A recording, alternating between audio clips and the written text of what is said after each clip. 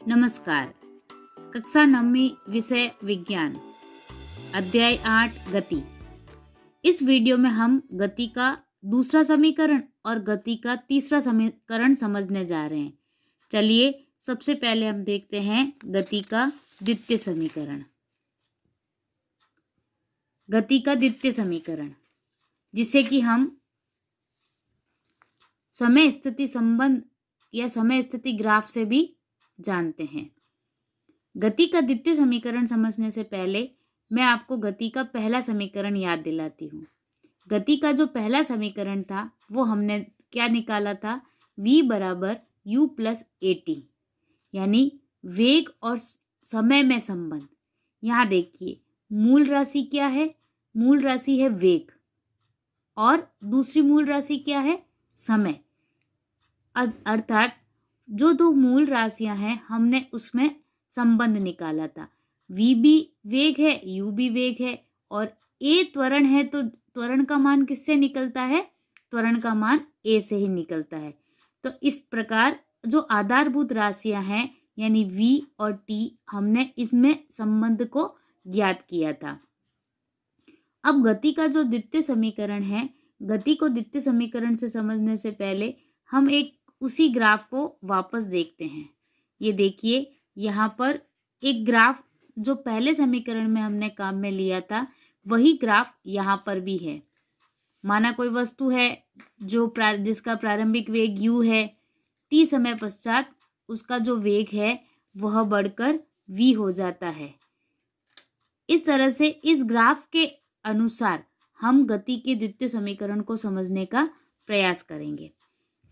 अब हम जो गति का जो द्वितीय समीकरण है इसमें मूलभूत राशि क्या रहेगी, इसको हम वेग समय संबंध ग्राफ भी कहते हैं। तो यहाँ पर ग्राफ के अनुसार ये ग्राफ जो दिख रहा है, इस ग्राफ में ग्राफ का क्षेत्रफल क्या होगा। देखिए ग्राफ में दो चीजें नजर आ रही है, एक तो त्रिभुज नजर आ रहा है और एक आयत नजर आ रहा है। अगर हमको कोई कहे कि इस ग्राफ का क्षेत्रफल ज्ञात कीजिए तो हम क्या ज्ञात करेंगे, त्रिभुज का क्षेत्रफल प्लस आयत का क्षेत्रफल। ये देखिए ये त्रिभुज है, ये त्रिभुज का क्षेत्रफल प्लस आयत का क्षेत्रफल हम निकालेंगे तो हमारे पास क्या आ जाएगा, ग्राफ का क्षेत्रफल आएगा। तो चलिए हम इसे निकालते हैं। सबसे पहले हम देखते हैं कि देखिए त्रिभुज का क्षेत्रफल क्या होता है। त्रिभुज के क्षेत्रफल का सूत्र क्या होता है, 1/2 आधार इंटू ऊंचाई। और आयत का क्षेत्रफल क्या होता है, जल्दी से बताइए, आयत का क्षेत्रफल क्या होता है, आयत का क्षेत्रफल होता है लंबाई इंटू चौड़ाई। तो हम यहाँ पर त्रिभुज का क्षेत्रफल और आयत के क्षेत्रफल को काम में लेते हुए द्वितीय समीकरण का व्युत्पन्न करेंगे। तो यहाँ पर द्वितीय समीकरण में हमने क्या निकाला है, दूरी निकाली है। कैसे निकाली है, चलिए देखते हैं। देखिए जब हम आयत का क्षेत्रफल निकालते हैं तो मान लीजिए इस ग्राफ का एक हिस्सा लेते हैं। ग्राफ का हमने नीचे वाला हिस्सा ले लिया। इस ग्राफ के नीचे वाले हिस्से में हमने देखा कि ये जो दूरी है ये क्या है, ये है t, और ये जो ऊंचाई है ये क्या है, ये है u, ये o हो गया। अब आयत का जो क्षेत्रफल हम पढ़ते हैं, आयत का क्षेत्रफल, आयत का क्षेत्रफल बराबर क्या होता है, लंबाई इंटू चौड़ाई। आयत का क्षेत्रफल होता है लंबाई इंटू चौड़ाई। तो अब आप देखिए या तो हम ये लेते हैं, ये दो भुजाएं लेते हैं, 1 और 2, या फिर हम ये कौन सी भुजाएं लेते हैं, 1 और 2, कोई भी भुजाएं ले। अगर हम इसकी बात करें तो ये क्या है, t यानी समय। समय को हम किस में मापते हैं, सेकंड में मापते हैं। और हम दूसरा वाला लेते हैं तो ये क्या है, दूरी। और यहाँ पर दूरी का जो मात्रक होगा वो क्या होगा, दूरी का मात्रक होगा मीटर प्रति सेकंड। अब हम आयत के क्षेत्रफल में चूंकि हमको और कोई मान नहीं दिया गया है तो हम आयत के क्षेत्रफल में क्या निकालेंगे, हम आयत के क्षेत्रफल में ये लंबाई इंटू चौड़ाई में हम एक तो समय का मात्रक ले लेंगे और एक हम दूरी का मात्रक ले लेंगे। चलिए आइए अपन मान रखते हैं। समय का मात्रक और दूरी का मात्रक लेते हैं तो क्या आएगा, मीटर प्रति सेकंड इंटू सेकंड। अब हम सेकंड से सेकंड को अगर काट देते हैं तो हमारे पास क्या मिला, मीटर मिला। तो हमें क्या प्राप्त हुआ, मीटर प्राप्त हुआ। और हमको मीटर किसका मात्रक है, मीटर किसका मात्रक है, दूरी का मात्रक है। और हमें ज्ञात भी क्या करनी है, हम इस समीकरण के द्वारा क्या ज्ञात कर रहे हैं, हम इस समीकरण के द्वारा दूरी का संबंध ज्ञात कर रहे हैं, दूरी और समय का संबंध ज्ञात कर रहे हैं। तो अब हमारा जो वेग और समय का संबंध क्षेत्रफल से निकालते हैं वो किसके बराबर, दूरी के बराबर। अगर हम यहाँ पर क्या ज्ञात करते हैं, वेग और समय का जो संबंध निकालते हैं वो किसके बराबर होगा, वह दूरी के बराबर होगा। तो चलिए इसको हम ग्राफ के अनुसार पुनः अपने ग्राफ पे चलते हैं और ग्राफ के अनुसार इसको समझने का प्रयास करते हैं। यहाँ देखिए ग्राफ का जो क्षेत्रफल है वो क्या है, ग्राफ का क्षेत्रफल त्रिभुज का क्षेत्रफल प्लस आयत का क्षेत्रफल। अब त्रिभुज का क्षेत्रफल हमने लगा दिया 1/2 आधार, ये रहा त्रिभुज का क्षेत्रफल हमने क्या लगा 1/2 आधार इंटू ऊंचाई। अब आधार देखिए, आधार क्या है, ये त्रिभुज है, इस त्रिभुज का आधार क्या है, ये बिंदु और ये बिंदु, ये दो बिंदु क्या है, इस त्रिभुज का आधार है। इनका मान क्या है, ए और डी। तो हमने आधार का तो हमने लिख दिया 1/2, आधार में हमने क्या लिख दिया, ए डी लिख दिया। और आधार इंटू ऊंचाई, अब ऊंचाई में देखिए ऊंचाई के लिए कौन सा बिंदु है, ऊंचाई के लिए ये दो बिंदु है, पहला बिंदु ये है और दूसरा बिंदु ये है, यानी DC है। CD भी लिख सकते हैं और DC भी। तो ये हमारा त्रिभुज का क्षेत्रफल पूरा हो गया। तो 1/2 आधार इंटू ऊंचाई, आधार में हमने ले लिया A और D और ऊंचाई में हमने ले लिया C और T। इसी प्रकार से आयत का क्षेत्रफल लंबाई इंटू चौड़ाई। तो अब आप देखिए एक तो हो गई लंबाई, एक हो गई चौड़ाई, ये यहाँ से यहाँ ये एक भाग हो गया और दूसरा भाग क्या हो गया, यहाँ से यहाँ। तो ये एक भाग हो गया O और A, ये O और A। दूसरा भाग क्या हो गया, O और E, दो भाग हो गया। तो हमारे पास पूरा सूत्र क्या आ गया, S। क्योंकि हम यहाँ दूरी का मान ज्ञात कर रहे हैं तो दूरी किस में मापते हैं, विस्थापन यानी S। तो S बराबर OA इंटू, ये देखो OA इंटू OE, ये तो हो गई लंबाई इंटू चौड़ाई। 1/2 आधार AD और ऊंचाई DC। अब हम इनके मान रखते हैं। अब आप जल्दी से बताइए, देखिए O और A की दूरी को क्या कहते हैं, U कहते हैं, ठीक है। A और D किसके बराबर है, O और E के बराबर है। अगर ये दूरी T है, समय T है ना, हम यहाँ पर कौन सी राशि ले रहे हैं, समय ले रहे हैं। तो यहाँ पर क्या है, समय T है। तो अगर O और E ये जो दूरी है ये T है तो फिर A और D भी क्या होगा, T ही होगा। तो यहाँ पर पहले O और A किसके बराबर है, U के बराबर है। और A और D या O और E किसके बराबर है, T, क्योंकि समय T के बराबर है। अब एक चीज और देखिए, अगर हम A और D की बात करते हैं तो देखो A ये रहा, D ये रहा। AD मैंने अभी भी आपको समझाया किसके बराबर है, OE के बराबर है, तो ये T के समान है। और DC की बात कर रहे हैं, ये रहा अपना D और ये रहा अपना C। अब हम DC की बात कर रहे हैं तो इस DC में देखिए ये तो है D और ये है C, ये किसके बराबर है, अगर इसको यहाँ तक लेवें तो ये पूरी लंबाई और यहाँ से यहाँ तक का ये मान, यानी V माइनस U हो गया। तो अब हम इन सब का मान रख देते हैं, मान रखते हैं यानी जो हमको प्राप्त है। OA सूत्र क्या बना, OA की जगह हमने क्या लिख दिया, U लिख दिया, इंटू OE की जगह हमने क्या लिख दिया, T लिख दिया। सही है ना, मान रख दिया हमने, प्लस 1/2 यों के यों लिखा जाएगा। और अब यहाँ पर देखिए T हो गया, OE किसके बराबर हो गया, T के बराबर हो गया। अब हम बात करते हैं DC की। अभी मैंने कहा था ये DC किसके बराबर, ये पूरी लाइन खींच दूं और फिर मैं कहूँ कि इतना हिस्सा निकालो, तो आप क्या करोगे, यहाँ से यहाँ तक में इसको माइनस कर दोगे। तो ठीक इसी प्रकार से यहाँ पर भी ये हो जाएगा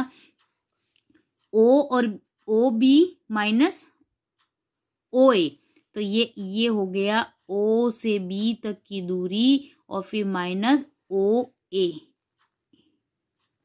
ये हो गया ओ ए। तो यहाँ की दूरी, तो ये पूरी दूरी तो कितनी है, v है, और ये दूरी क्या है, u है।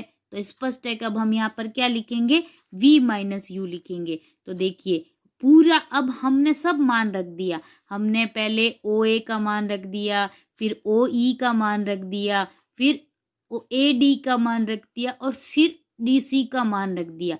जब इन सारे बिंदुओं का जब हम मान रख देते हैं तो हमारे पास क्या सामने आता है, 1/2 u into T plus 1/2 O B minus O A किसके बराबर है, v माइनस यू। तो पूरा सूत्र क्या आता है, s बराबर u into T plus 1/2 T v minus you. अब हम इसको क्या करते हैं, एक तरफ कर लेते हैं। अब देखो u इंटू टी प्लस 1/2 और v minus you into T. अब हम जानते हैं, हमने ना त्वरण पढ़ा था, तो त्वरण में हम जानते हैं कि त्वरण a बराबर किसके बराबर होता है, त्वरण a होता है वो v माइनस यू बटा टी के बराबर होता है। अगर मैं t को यहाँ ले जाऊं, अगर मैं t को a के पास बिठा देती हूँ तो हमारी नई समीकरण क्या होगी, हमारी नई समीकरण होगी at बराबर v माइनस यू। अब हमारी ये जो v माइनस यू किसके बराबर हो गई, 80 के बराबर होगी। तो इसका मान अगर हम यहाँ रख दे तो क्या होगा, अब आप देखिए u इंटू टी तो वैसे के वैसे है, 1/2 भी वैसे के वैसे है। अब हमने v माइनस यू किसके बराबर है, 80 के बराबर है, तो v माइनस यू की जगह हमने क्या रख दिया, 80 रख दिया और इंटू टी रख दिया। अब t को t से गुणा किया तो t का स्क्वायर हो गया। तो अब देखिए फाइनली विस्थापन s बराबर हमारे पास क्या आ गया, u into T, U T plus 1/2 और v माइनस यू की जगह हमने क्या रख दिया, 80 रख दिया। तो अब हमारे पास क्या हो गया, at स्क्वायर। और यहाँ पर आधारभूत राशि क्या है, दूरी और समय। ये रहा दूरी यानी विस्थापन और ये समय t। तो अब हमारे पास गति का द्वितीय समीकरण क्या बना, s बराबर u t plus 1/2 at square. इस प्रकार ये गति का द्वितीय समीकरण। अब हम देखते हैं गति का तृतीय समीकरण। चलिए अब हम गति का तृतीय समीकरण समझने जा रहे हैं। गति का पहला समीकरण क्या था, v बराबर u प्लस ए टी। गति का द्वितीय समीकरण क्या था, s बराबर U T plus half A T square. अब हम देखते हैं गति का तृतीय समीकरण। गति के तृतीय समीकरण को देखने से पहले हम उस ग्राफ को वापस देखते हैं जो हमने पहले समीकरण में समझा था और दूसरे में भी हमने उसका उपयोग किया था। अब ये देखिए पहले समीकरण में हमने, इस दूसरे समीकरण में हमने ये त्रिभुज और ये आयत, इनका क्षेत्रफल ज्ञात करके द्वितीय समीकरण की व्युत्पत्ति की थी। अब यहाँ पर हम इसको त्रिभुज और आयत नहीं करके देखिए ये क्या है, एक तरह का समलंब चतुर्भुज है। समलंब चतुर्भुज का मतलब होता है दो समांतर रेखाएं। अब ये एक समांतर रेखा ये हो गई O और A हो गई, दूसरी समांतर रेखा ये हो गई C और E हो गई। अब ये दो समांतर रेखाएं बढ़ाते जाओ तो ये दो समांतर रेखाएं कभी भी नहीं मिलेगी। लेकिन अगर इस रेखा को और बढ़ा दे और इस रेखा को और बढ़ा दे तो कहीं ना कहीं एक दूसरे को जरूर काटेगी। तो इस तरह का जो ये जो आकृति है, इस तरह का जो आकृति क्या कहलाती है, समलंब चतुर्भुज कहलाती है। अब ये यहाँ पर आप देखिए ये एक प्रकार का समलंब चतुर्भुज है। अब समलंब चतुर्भुज का जो क्षेत्रफल होता है वो क्या होता है, 1/2 समांतर भुजाओं का योग। ये रहा समांतर भुजा, एक समांतर भुजा तो ये हो गई OA और दूसरी समांतर भुजा क्या हो गई C और E। तो 1/2 समांतर भुजाओं का योग इंटू समांतर भुजाओं के बीच की दूरी। अब ये देखिए ये दूरी, ये तो हो गई एक भुजा, ये हो गई दूसरी भुजा और ये हो गई इसके बीच की दूरी। अब हम इन्हीं को ज्ञात करेंगे। इस तीसरे समीकरण में हम इसी के आधार पर तीसरे समीकरण को निकालने का प्रयास करेंगे। तो देखिए दूरी बराबर विस्थापन है, ये तो हमको पहले से ही पता, दूरी और विस्थापन एक ही मान रहता है, थोड़ा सा ही रहता है डिफरेंस।